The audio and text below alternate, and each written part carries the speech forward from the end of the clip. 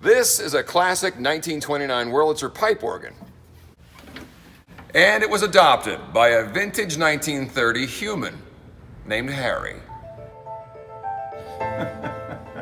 Harry has a secret in his airplane hangar in Torrance that contains decades of spiritual background. He's not a minister or a spiritual leader.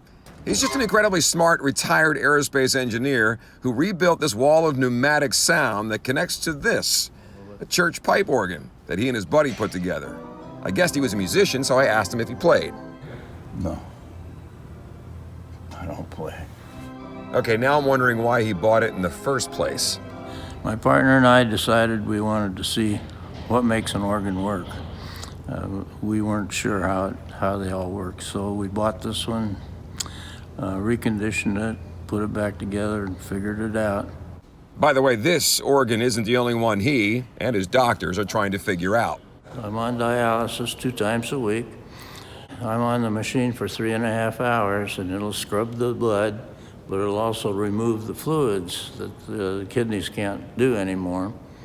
And I call it going to the spa. And the attendants all love that.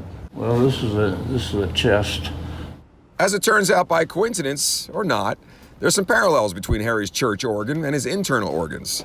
Air is the fluid that flows through these PVC arteries and electricity through the wired veins. I can't help but imagine that Harry is using his external experience and knowledge in building and fixing things to understand what makes him tick on the inside. Now we're coming up in pressure. The turbine is going, the air is flowing, the regulators are regulating, and everything sounds normal. So now we play.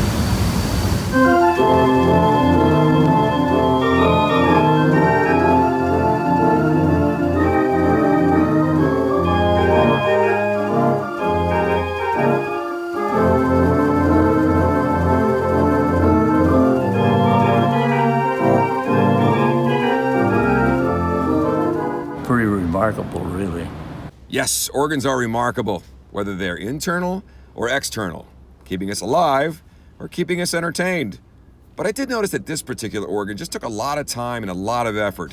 And I asked Harry why he doesn't just relax and enjoy his retirement. No, when you get my age, you gotta have some kind of a project going all the time and keeping more than one ball in the air. And if you don't do that, well, you kind of just fade away. One day Harry will fade away. All of us will. But hopefully someone in the future will find it in their heart to adopt this organ and give it life once again.